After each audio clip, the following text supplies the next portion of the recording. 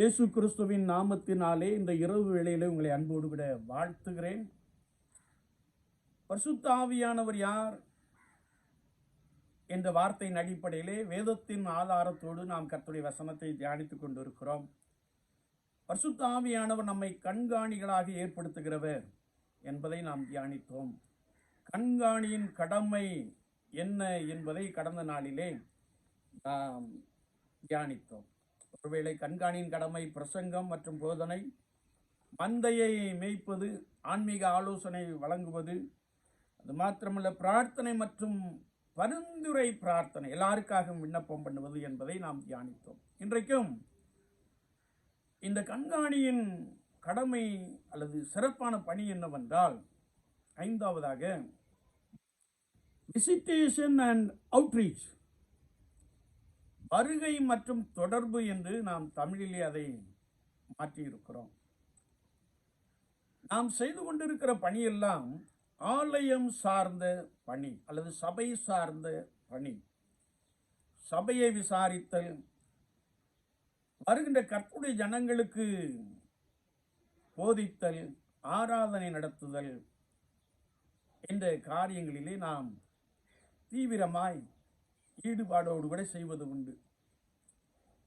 அது மாத்திரமல்ல, ஜபக்கூடுகைகள் நடத்தல், ஹவுஸ் விசிட் செய்தல், சபையை பொறுத்த மட்டிலே ஆண்கள் ஐக்கியம், பெண்கள் ஐக்கியம், வாலிபர் ஐக்கியம், வாலிப பிள்ளைகள் ஐக்கியம் என்னும் சண்டே ஸ்கூல் போன்ற காரியங்களை நாம் தீவிரமாய் செயல்படுத்தி கொண்டிருக்கிறோம்.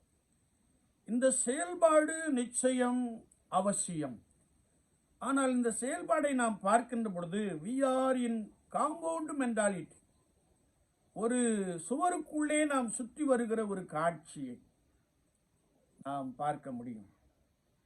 ஏற்கனவே சபைக்கு வருகிற ஜனங்களுக்கு ஏதோ கர்த்தருடைய நாமத்தினாலே நாம் அநேகர் போதிக்கிறோம். சிலர் காத்திருந்து போதிக்கிறார்கள், சிலர் கர்த்தருடைய வல்லமையை பெற்று போதிக்கிறார்கள், இன்னும் சிலர் போதனை என்ற பெயரிலே போதித்துக் கொண்டிருப்பதை நாம் நன்றாய் அறிந்திருக்கிறோம்.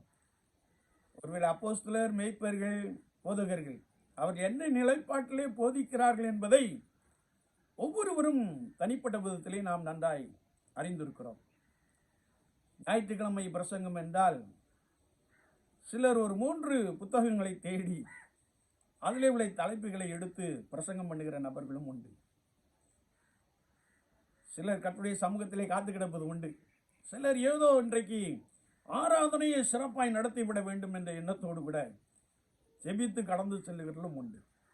ஆனால் யாரும் விருதாவாய் ஊழியம் செய்யவில்லை.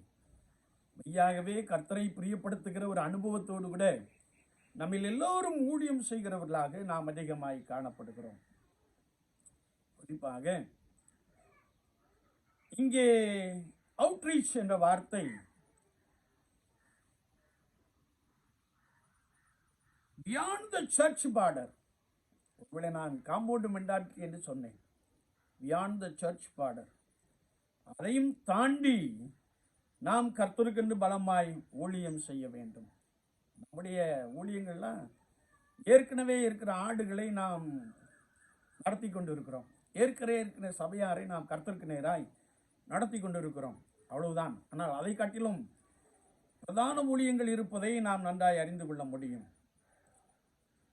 ஒரு திருச்சபையானது இன்னொரு திருச்சபையை உருவாக்கக்கூடிய பணி இருக்க வேண்டும். எனவே தான் beyond the border of the church, நாம் church pastor should have tunnel vision, சுரங்க தரிசனம் பெற்றிருக்க வேண்டுமா. இந்த சர்ச்சுக்கு வெளியே அப்படின்னு சொல்லும்போது ஆண்டவராகிய இயேசு கிறிஸ்து சொன்னார். பரிசுத்த மத்தேயு எழுதின சுவிசேஷம் 25ஆம் அதிகாரம் 35 முதல் 40 வசனங்கள் வரைக்கும், பசியாயிருந்தேன் எனக்கு போஜனம் கொடுத்தீர்கள், தாகமாயிருந்தேன் என் தாகத்தை தீர்த்தீர்கள், அந்நியனாயிருந்தேன் என்னை சேர்த்து கொண்டீர்கள், வஸ்திரமில்லாதிருந்தேன் எனக்கு வஸ்திரம் கொடுத்தீர்கள், வியாதியாயிருந்தேன் என்னை பார்க்க வந்தீர்கள், காவலில் இருந்தேன் வியாதியாயிருந்தேன் என்னை விசாரித்தீர்கள், காவலில் இருந்தேன் என்னை பார்க்க வந்தீர்கள் என்று சொல்லுகிறார். He should have Christ likeness vision. ஆண்டவர் எவ்வளவு பெரிய தரிசனத்தை பெற்றுக் கொண்டாரோ அதை நாம் பெற்று செயல்பட வேண்டும் என்பதாக வேதம் சொல்லுகிறது. அப்படி என்றால் அன்னை தெரசாவை போன்று தெருவிலே கிடக்கிறவர்கள் அல்லது பாதுகாப்பற்றவர்கள் அல்லது ஒன்றுமில்லாதவர்களுக்கு நம்முடைய பணியானது ரீச் ஆக வேண்டும். நான் ஒரு விசை ஹைவேயிலே சென்று கொண்டிருந்த பொழுது எனக்கு முன்பதாக ஒரு லாரி சென்று கொண்டே இருந்தது. திடீரென்று அதை ஓரம் கட்டினார். ஒருவேளை அவர் ஓரம் கட்டின பொழுது நானும் என்னுடைய வண்டியை மெதுவாக ஓட்ட ஆரம்பித்தேன். அவர் அந்த லாரியிலிருந்து ஒரு பாக்கெட் மீல்ஸை எடுத்து அருகாமையில் உட்கார்ந்திருந்த ஒரு மென்டலி ரிட்டார்டர் மனிதனுக்கு அதை கொடுத்தார். ஆச்சரியப்பட்டு போனேன்.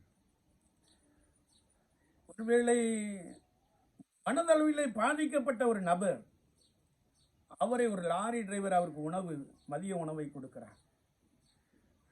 இது ஒரு பெரிய காரியம், ஒரு பெரிய விஷயம். இப்படிப்பட்டவர்களை நாம் தேடி செல்ல வேண்டும். நாசரேத் பட்டணத்திலே குட் சமாரிட்டன்